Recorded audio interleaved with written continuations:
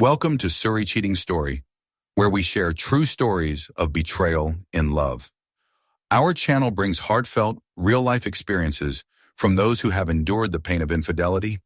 Whether you're facing challenges in your own relationship or seeking to better understand the complexities of love and trust, Suri Cheating Story is the place for you. Subscribe now to explore the emotional depths in the path to healing with us. Friends, you're not going to believe what happened after a woman's husband passed away, leaving her alone to fend for herself and her kids. What her son did next will leave you stunned. It's a roller coaster of struggle, kindness, and a twist you'd never see coming. Stick around until the end for the full story, and if you love it, hit that like button. New here? Subscribe and tap the bell icon so you don't miss a thing. Let's dive in. Once upon a time, there was a 15-year-old boy named Ethan who lived with his mom, Sarah, and his older sister Mia in a modest 2-story house on the edge of a small town. The house wasn't much, but it was home, built brick by Ethan's dad, James, who'd worked long hours at a local factory to keep his family afloat. 5 years ago, tragedy struck. James died suddenly at 38, a heart attack that no one saw coming. He was the rock of the family, the one who brought in the paycheck, and when he was gone, it was like the ground caved in beneath them. Sarah, only 30 when her world shattered, was left to pick up the pieces. Losing James broke her heart, but the bills piling up broke her spirit even more. The factory where James worked tossed them a measly $2,500 as a sorry for your loss payout, barely enough to cover a few months of rent, let alone keep a family of 3 going. Sarah waited for help, hoping relatives or friends would step up, but no one did. You know how people say blood is thicker than water? Well, in tough times, it turns out even family can turn into ghosts. The phone stopped ringing. The doorbell stayed silent, and the once bustling house felt like a hollow shell. Sarah, who'd been a stay-at-home mom pouring love into her kids, suddenly found herself thrust into a role she wasn't ready for. Sole provider, protector, everything. Days blurred into nights as she mourned her husband and wrestled with the fear of how she'd feed Ethan and Mia. She tried to stretch that $2,500 as far as it could go. She sold off James's old tools, canceled anything that wasn't a bare necessity, and cooked meals from whatever scraps she could scrape together. But money doesn't care about your effort. It runs out anyway. In less than a year, it was gone. The lights flickered with unpaid bills, the fridge sat empty, and the weight of it all crushed Sarah's shoulders. She didn't have a choice anymore. She had to step out into a world she barely knew and find a way to keep her kids alive. With no degree and no experience, Sarah took the only job she could get, cleaning houses. She started with one gig, scrubbing floors for a wealthy family across town. The pay was a pittance, but it was something.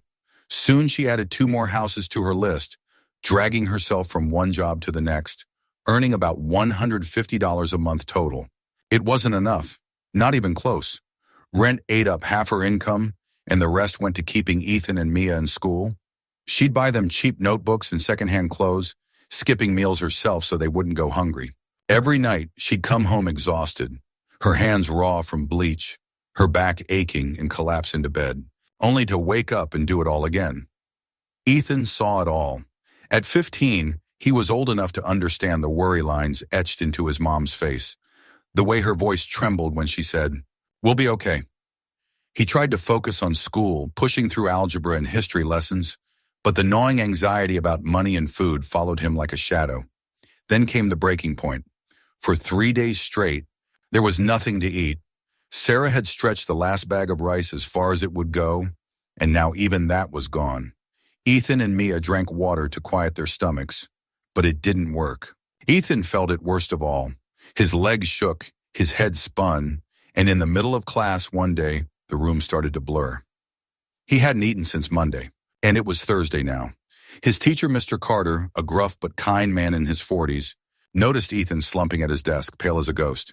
"Ethan, you okay?" he asked, his voice low but firm. Ethan forced his eyes open, muttering, "Yeah, I'm fine, sir," but his words slurred, and he could barely lift his head. Mr. Carter wasn't buying it. He'd seen enough kids in rough spots to know something was wrong. "Come on, tell me the truth," he pressed, crouching beside Ethan's desk. The boy hesitated, shame burning in his chest, but finally whispered, "We don't have any food at home. Haven't eaten in days." The words hit Mr. Carter like a punch. Without a word, he pulled Ethan to his feet, steadying him as they walked to the staff room. He barked at the janitor. "Go grab something from the diner down the street now." Handing over a crumpled $10 bill, he added, "Make it quick." Minutes later, the janitor was back with a cheeseburger and a soda. Mr. Carter shoved them into Ethan's hands. "Eat. You need it." Ethan stared at the food, torn between pride and hunger. But one bite in, he couldn't stop. The warmth of the burger hit his stomach. The soda fizzed down his throat, and slowly the fog in his head cleared. He felt human again, weak but alive. Mr. Carter watched him, arms crossed, and said, "Better?" Ethan nodded, managing a quiet, "Yes, sir. Thank you." The teacher's face softened. "Good. After school, meet me in my office. We're not done here." When the bell rang, Ethan shuffled to Mr. Carter's office, where, still shaky but curious, the teacher was waiting, a determined look in his eyes. "Ethan, I'm not letting you go through this alone," he said, grabbing his jacket. "Hop on my bike. We're going shopping." And just like that, Mr. Carter took Ethan to the grocery store, loading up a cart with bread, pasta, canned goods, enough to keep a family going for weeks. They hauled it all back to Ethan's house, where Sarah was still out working late. Mr. Carter stacked the bags in the kitchen and turned to Ethan. "From now on, I've got your back. Focus on school. I'll make sure you've got food on the table." Ethan stood there speechless as relief flooded through him. For the first time in months, he felt a glimmer of hope. Mr. Carter wasn't just a teacher, he was a lifeline. Friends were just getting started with this wild ride. Ethan's life was teetering on the edge, but Mr. Carter's kindness was about to change everything. What happens next is a testament to how one person's compassion can ripple out and turn despair into something beautiful. Stay with me. You won't believe where this story takes us. That day, when Mr. Carter dropped off those groceries, Ethan couldn't stop staring at the bags lining the kitchen counter. Flour, peanut butter, apples. Simple stuff, but to him, it was a treasure chest. He was still processing it all when Sarah stumbled through the door at 2 a.m., her apron stained and her eyes hollow from another 12-hour shift. She froze at the sight of the food. "Ethan, what's all this?" she asked, her voice cracking with exhaustion and confusion. He sat at the table picking at an apple he couldn't resist. "It's from Mr. Carter, Mom. My teacher. He's helping us." Sarah's knees buckled. She sank into a chair, hands trembling as she touched a loaf of bread like it might vanish. "Your teacher did this?" she whispered. Ethan nodded, recounting how he'd nearly passed out in class, how Mr. Carter had stepped in without hesitation. Tears welled up in Sarah's eyes. Relief, gratitude, and a pang of guilt that she couldn't provide this herself. "I don't know how to thank him," she said, wiping her face. Ethan reached over, squeezing her hand. "He said he'll keep helping. Every month, true to his word, Mr. Carter didn't let it be a one-time thing. Every few weeks, like clockwork, he'd show up with a trunk full of groceries. Sometimes it was just the basics, rice, beans, milk. But other times he'd sneak in little treats, like a box of cookies for Mia or a jar of instant coffee for Sarah. He didn't make a big deal out of it. He'd just knock, unload the bags, and say, 'Hang in there, kid,' to Ethan before heading off. For a man pulling a modest teacher's salary, it was a stretch, but he never complained, never asked for a dime in return. To him, it wasn't charity, it was family. Sarah couldn't wrap her head around it. She'd spent years waiting for someone, anyone, to care, and now here was this stranger stepping up when her own blood wouldn't. One night, after Mr. Carter dropped off a haul that included a bag of potatoes and some canned soup, she caught him before he left. "Why are you doing this?" she asked, her voice shaky. "You don't even know us." Mr. Carter shrugged, leaning against his beat-up sedan. "I've seen too many kids like Ethan fall through the cracks. You're good people, Sarah. You don't deserve to go hungry. That's all the why I need." He paused, then added, "Think of me as an uncle or something. We're in this together now." That hit Sarah hard. She'd been carrying the weight of the world alone for so long, and now someone was lifting a corner of it off her shoulders. She didn't have the words to argue, just nodded and watched him drive away, feeling a flicker of peace for the first time since James died. With Mr. Carter's help, the constant panic about food started to fade. The fridge wasn't bare anymore, and Sarah could breathe a little easier, knowing her kids wouldn't go to bed with empty stomachs. It wasn't luxury, They still scraped by on her cleaning wages, but it was survival with a sliver of dignity. For Ethan, it was more than just food. Mr. Carter's promise, "Focus on school, I'll handle the rest," lit a fire in him.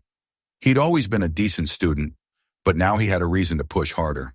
He stayed late at the library, poring over textbooks, determined to make something of himself. Mr. Carter noticed.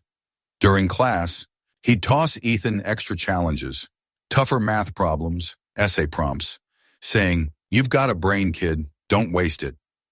Ethan soaked it up. The hunger pangs were gone, replaced by a hunger to prove he could rise above this mess. Months rolled into a year, and the routine held steady. Sarah kept scrubbing floors, Mia chipped in with babysitting gigs after school, and Ethan buried himself in his studies. Mr. Carter's visits became a lifeline they all leaned on. One afternoon, he showed up with more than groceries. He'd talked to the principal and got Ethan's overdue school fees waived. When Sarah found out, she broke down again, sobbing into her hands while Ethan hugged her tight. "He's like an angel," she said between gasps. Ethan didn't argue. To him, Mr. Carter was more than that. He was the guy who saw him when no one else did. Ethan's grades started climbing. Teachers who'd once written him off as that quiet kid began to take notice. He aced tests, joined the debate club, and even started tutoring younger students to earn a few bucks. The stress that used to cloud his mind lifted, replaced by a stubborn hope that maybe, just maybe, he could change things for his family. Mr. Carter saw it too. One day, as they unloaded groceries together, he clapped Ethan on the shoulder. "You're going places, Ethan. Education's your ticket out. Don't let anything stop you." Those words stuck with him, echoing every time he cracked open a book or stayed up late scribbling notes. Sarah felt the shift too. She still worked herself to the bone, but knowing Mr. Carter had their backs gave her room to dream a little. For Ethan to finish high school, for Mia to graduate, for a day when she wouldn't have to mop someone else's floors. The house, once a tomb of grief, started to feel alive again. Mia's laughter rang out more often. Ethan's chatter about school filled the air, and Sarah even smiled sometimes, faint but real. Mr. Carter wasn't just feeding their bodies, he was feeding their spirits. Then came the moment that changed everything. One spring afternoon, Ethan got called to the counselor's office.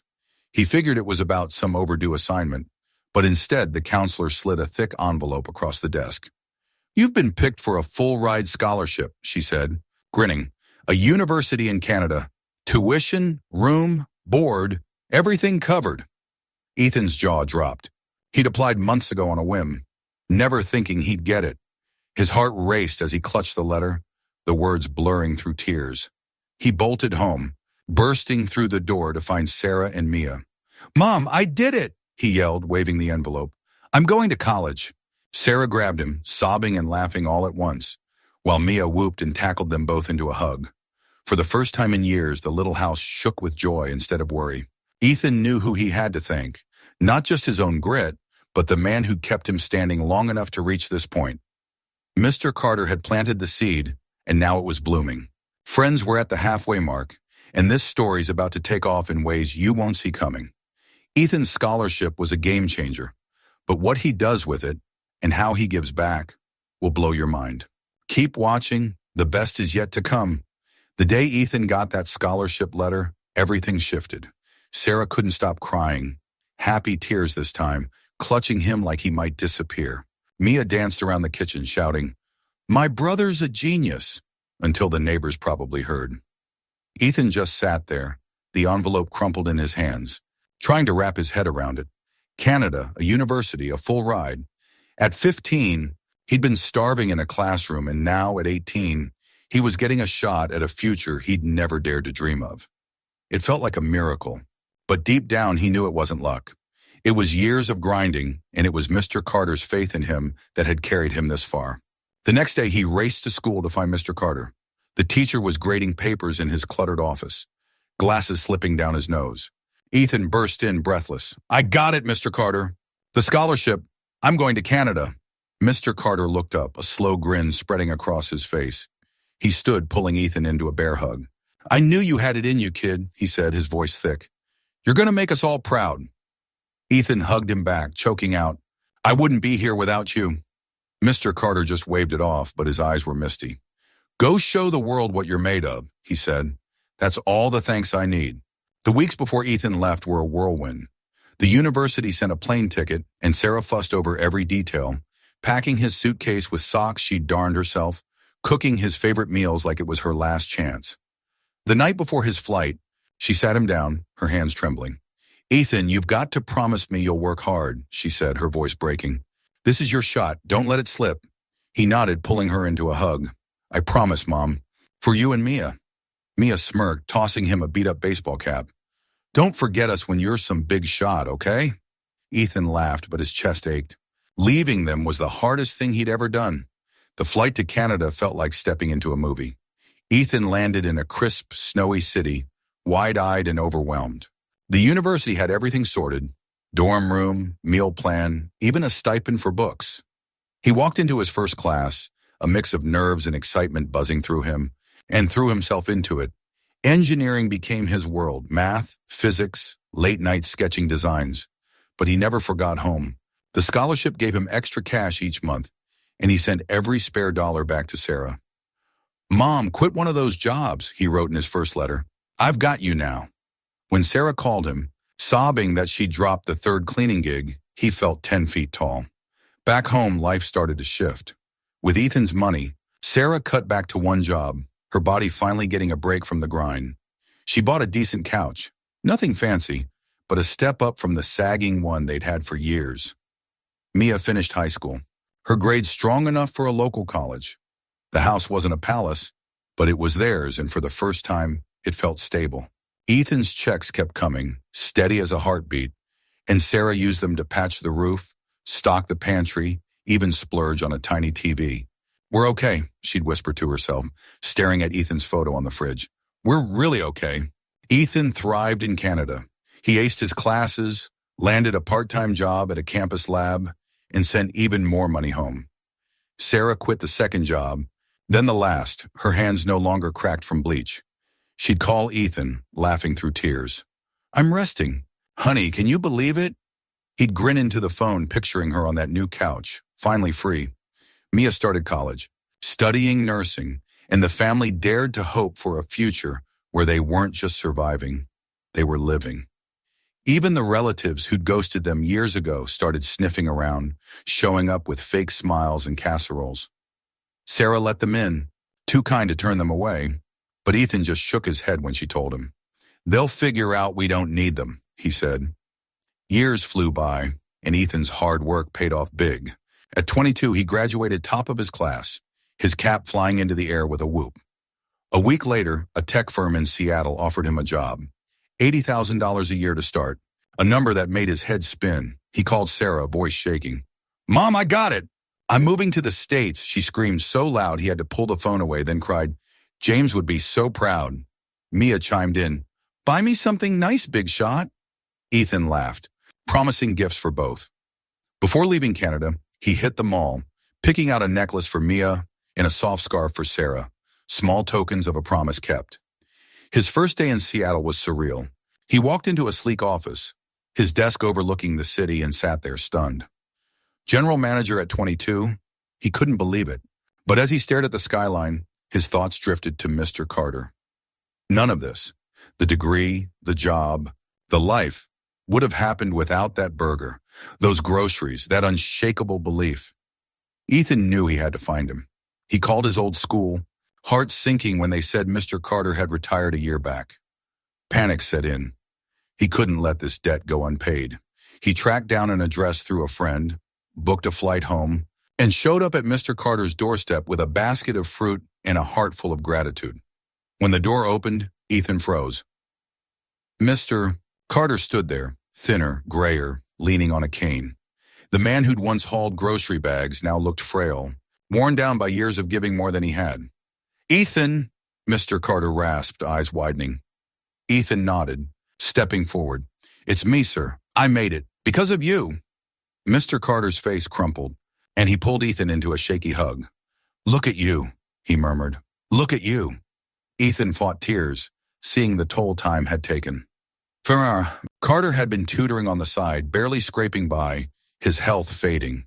Ethan's stomach twisted. This wasn't right. He didn't hesitate. "I'm taking care of you now," Ethan said, voice firm. He called a doctor that day, set up grocery deliveries, and wrote a check to cover Mr. Carter's bills. "You saved me," he told him. "Let me save you."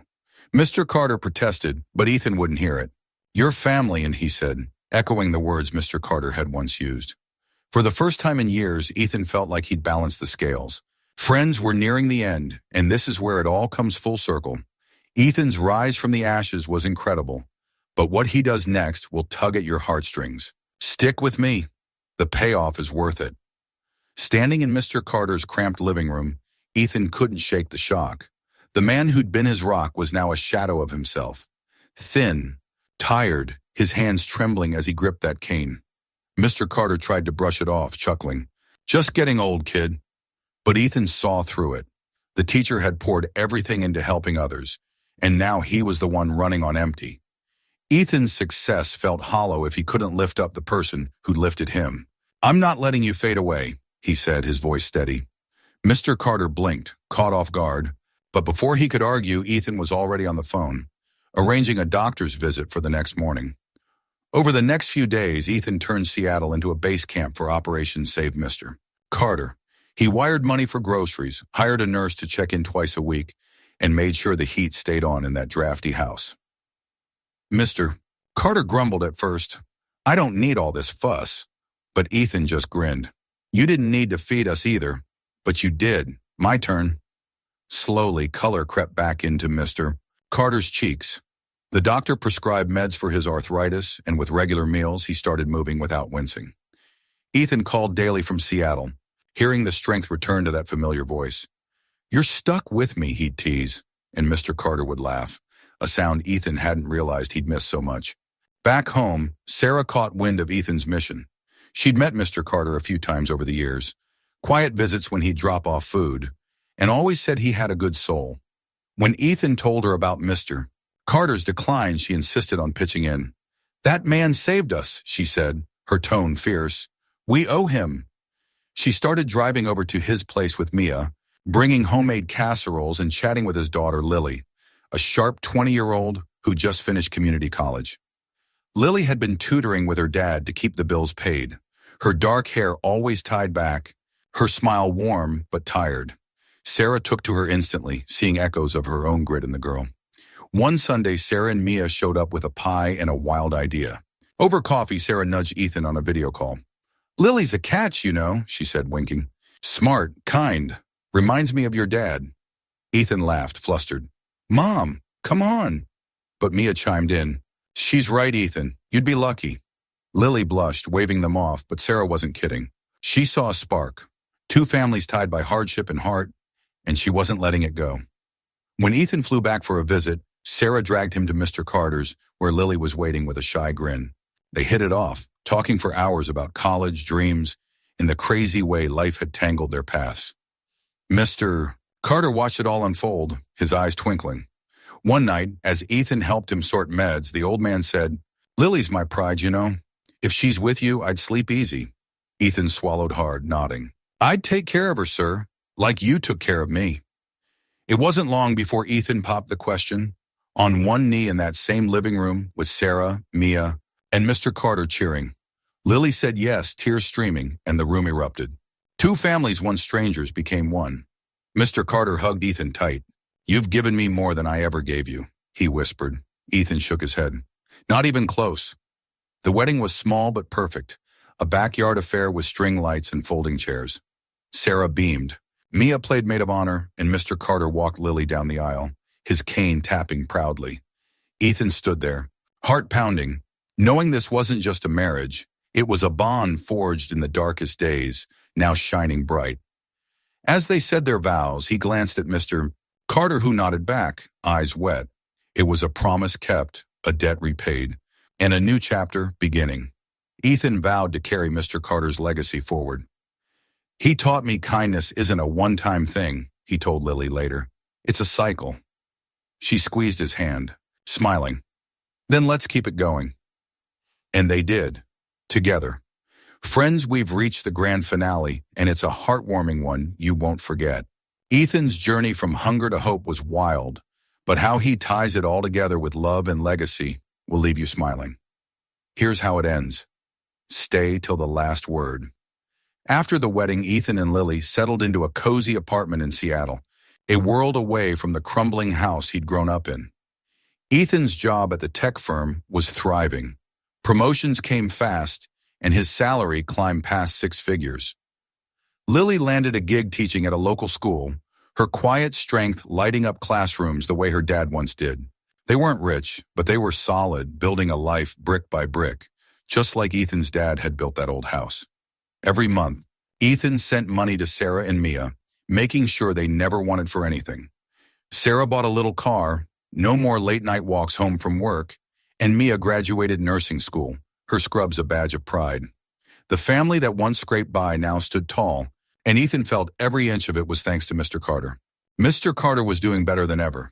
Ethan's support, doctors, groceries, a paid-off mortgage, had given him a second win. He ditched the cane, started gardening again, and even tutored kids for free at the community center. Sarah and Mia visited often, treating him like the dad they'd lost. One afternoon, as they all sat in his backyard sipping lemonade, Mr. Carter pulled Ethan aside. "You didn't just save me. You know," he said, voice low. "You gave me a family again." Ethan grinned, clapping him on the back. "You started it. Sir, I'm just finishing what you began." Mr. Carter's laugh boomed, and Ethan knew this was what happiness sounded like. Lily and Ethan's bond grew deeper every day.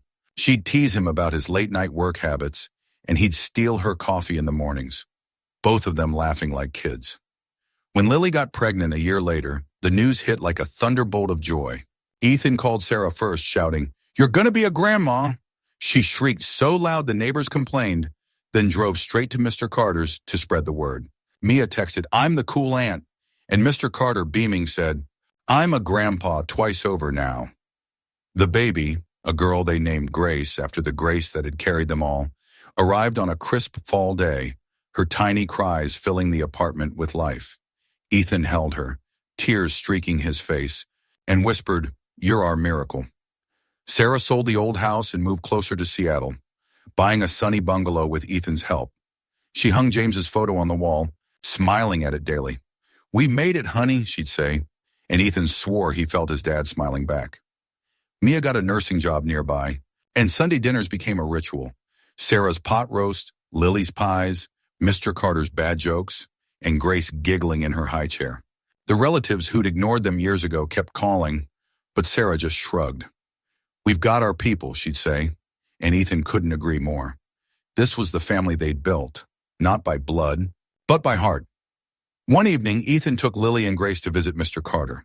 The old man was pottering in his garden, dirt on his hands and a grin on his face. He scooped Grace up, bouncing her as she squealed. "She's got your fight, Ethan," he said. Ethan nodded, watching them. "And your heart, sir?" Later, as the sun dipped low, Ethan pulled out a letter he'd written. "I'm starting a scholarship fund," he said, handing it to Mr. Carter. "For kids like me, hungry, scared but smart. I'm calling it the Carter Grant." Mr. Carter's hands shook as he read it, tears splashing onto the page. "Ethan," he started but couldn't finish. Ethan hugged him. "You showed me kindness changes lives. Now I'm passing it on." Years later, Ethan stood at a podium, Grace on his hip, announcing the first Carter Grant recipients. 10 kids with big dreams and empty pockets. Sarah, Mia, Lily, and Mr. Carter sat in the front row, clapping like mad. Ethan looked out at them, his voice steady. "One man's goodness got me here," he said. "Now it's our turn to lift others up." The crowd cheered, but all Ethan saw was Mr. Carter's proud nod. The cycle of kindness had come full circle, and it would keep spinning because of one teacher, one boy, and a family that refused to give up. Friends, that's our story, a happy ending built on love, grit, and giving back. Tell us what you think in the comments. Stay blessed, and see you next time.